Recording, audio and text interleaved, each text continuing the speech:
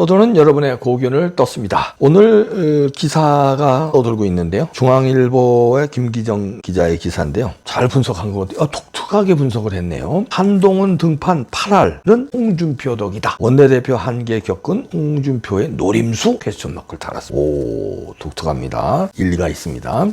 일단 그대로 읽어드립니다. 돌이켜보니 한동훈을 조기 등판시킨 건 8할이 홍준표 덕이다. 국민의힘 한 중진 의원의 평가다. 4.10 총선 참패 책임을 지고 비대위원장에서 물러났던 한동훈이 사퇴 2달 만에 당권 쟁취에 나선 배경엔 절대 나와선 안 된다는 홍준표 대구시장의 거센 공세가 큰 역할을 했다는 것이다. 중진 의원은 지나치다 싶을 정도로 홍 시장이 때려댄 덕분에 한동훈 대표의 총선 책임론이 외려 희석됐다고 했다. 실제로 홍 시장은 총선 참패 직후부터 한 대표를 정치 아이돌에서 문재인 사냥개, 철부지 정치 초년생, 윤석열 정권 폐쇄자라고 지칭하며 비판했다. 또 윤 대통령과 부부동반 만찬을 한 뒤 나흘 뒤인 4월 20일엔 한 대표를 향해 윤석열 대통령도 배신한 사람이라고 꼬집었다. 그러자 한 대표는 비대위원장 사퇴 8회 만에 정치인이 배신하지 않아야 할 대상은 국민뿐이란 반박 메시지를 자신 SNS에 올렸다. 자숙하고 있던 한동훈 위원장이 페북에 글을 올리는 명분을 만들어준 것으로 그때부터 모든 당권 도전 논의가 시작됐다는 게 당시 여권의 일반적 평가다. 홍 시장의 공개 비토에는 한 대표는 위에 그거는 이재영 전 최고위원이 분석을 한 거고요.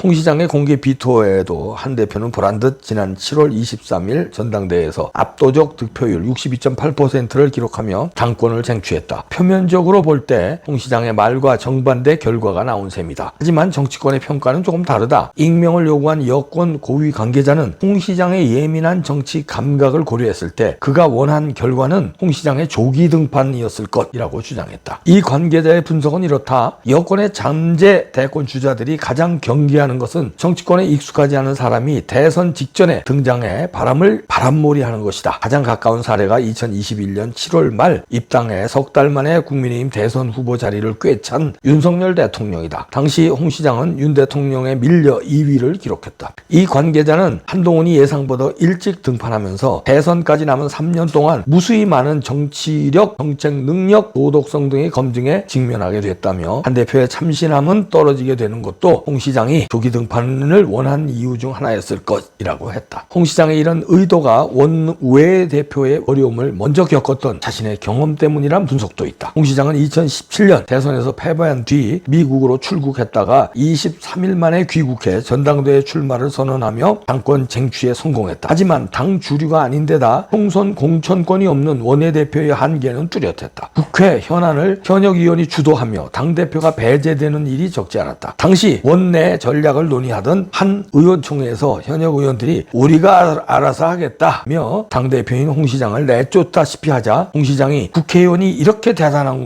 건 줄 몰랐다. 다음엔 내가 꼭 다시 배지 달고 들어오겠다며 대꾸한 건 유명한 일화다. 홍 시장이 의도했든 아니든 현재 한 대표의 상황을 비관적으로 보는 전문가들이 이 같은 원내대표의 한계를 대표적 요인으로 꼽는다. 박성민 정치 컨설팅 민 대표는 4일 CBS 라디오에서 총선이 4년 뒤에 있기 때문에 지금 국회의원들이 한동훈에게 가서 급히 줄 서야 할 아무런 이유가 없다. 또 바깥엔 오세훈이나 홍준표 같은 경쟁자가 있다며 윤 대통령은 대선이 9개월밖에 남지 않았을 때 등장해 검증을 피해서 우당탕 들어갔지만 한 대표는 지금 2년 6개월이 남았다. 검증을 피할 도리가 없다고 꼬집었다. 반면 한 대표가 현재 가장 유력한 여권 대선 주자인 만큼 선거법 공소시효 10월 10일과 예산 정국이 지나면 전국 주도권을 쥘 것이라는 관측도 있다. 친한계인 박정훈 의원은 4일 CBS 인터뷰에서 선거법 공소시효와 예산 정국이 끝나면 한 대표와 대통령이 균형된 상황에서 만날 수 있다고 본다며 지금은 대통령이 절대적으로 힘이 강한 시기라 의원들이 말을 못하는데 이 시기가 좀 정리되면 모든 문제를 풀 수 있는 그런 균형적인 상태가 올 것이라고 했다. 자, 이렇게 중앙일보의 분석 기사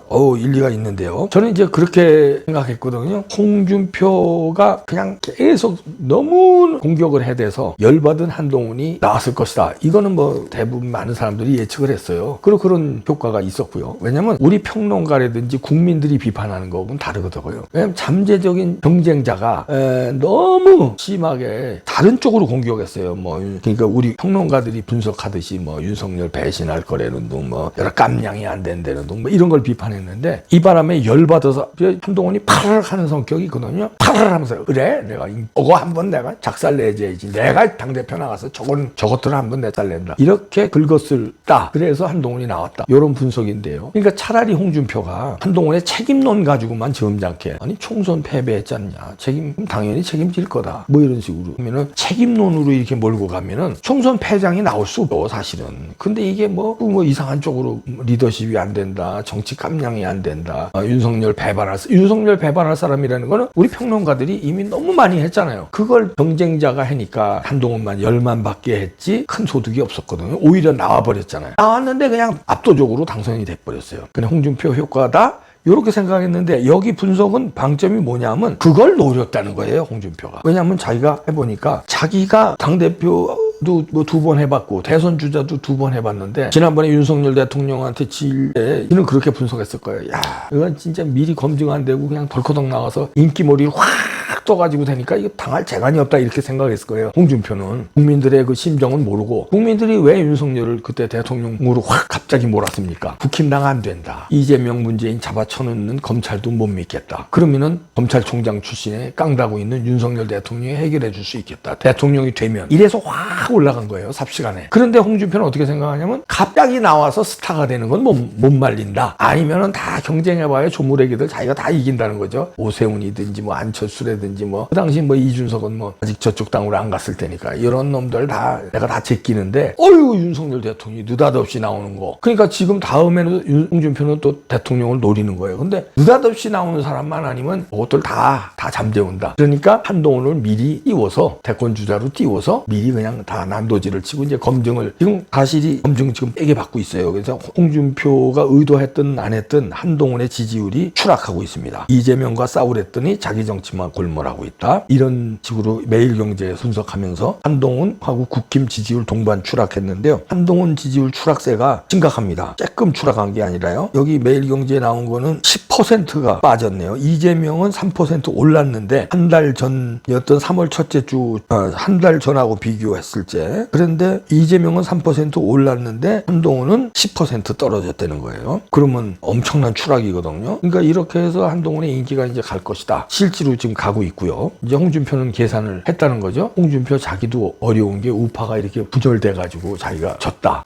지난 대통령 때. 그런데 한동훈은 태생적으로 우파 분열을 타고난 사람이다. 왜냐면 윤석열과 갈등을 벌이니까. 그러면 나는 윤석열을 끌어안고 가면서 한동훈이 윤석열과 갈등하는 저 보수 우파 찢어지는 거를 지켜만 보고 있다가 나는 뭐 영원한 대권 주자니 홍준표 생각에는 그러면 되겠다 하고 일찍 등판시켜야 되겠다. 그래서 윤석열과 한동훈이 막 싸우게 자기가 조종하는 게 아니라 일찍 등판만 시키면 한동훈은 알아서 윤석열하고 싸우니까 많이 있으면 윤석열 편만 막 이렇게 들어주고 한동훈만 까고 이러면 둘이 막 이렇게 찢어지면 한동훈은 안 되고 자기가 된다. 뭐 이런 계산 때문에 한동훈을 미리 등판시켰는데 약을 올리면서 뒤에서는 막 조종하고 이래서 한동훈을 등판하게끔 작업을 했다는 거죠. 앞에서는 약을 올리고 일리가 있는 분석이죠. 홍준표는 왜냐면요 말은 거칠지만요 계산이 빠른 사람이에요. 계산에 따라서 입으로는 막 왜 난 손해 각오하는 사람이야 뭐야 경상도 사투리 막 하는데 결정적으로 하는 거 보면 당대표가 되기 위해서 귀신같이 술술을 부립니다. 대권 주자가 되기 위해서. 그러나 마지막 민심은 못 얻어요. 그래서 대통령은 못 되는데 하여튼 고비 때마다 대구시장 나가는 거 보세요. 그때 아니 대권 주자였던 사람이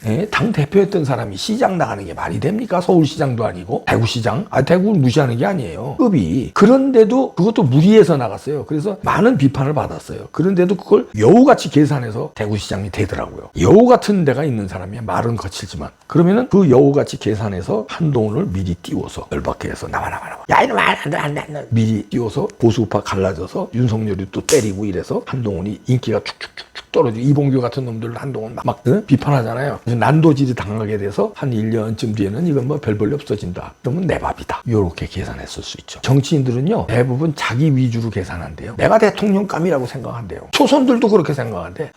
그러니까 홍준표는 우파에서는 내가 대통령감이야. 근데 지난번에 그 윤석열 대통령 이거 이제 검찰총장이 나와서 삽시간에 인기 끄는 바람에 내가 못된 건데 이번에는 한동훈은 좀 있으면 갈 거고 갑자기 쥐두는 사람만 없으면 내가 대통령이야. 이렇게 믿는다는 거예요. 그래서 한동훈을 미리 등판시켰다. 이 분석 일리가 있네요. 그런데 그거는 홍준표 시장의 전략이고, 국민들은 홍준표가 또 대통령 후보가 되면은 보수파가 일치단결해서 이재명을 누르고 이길까요?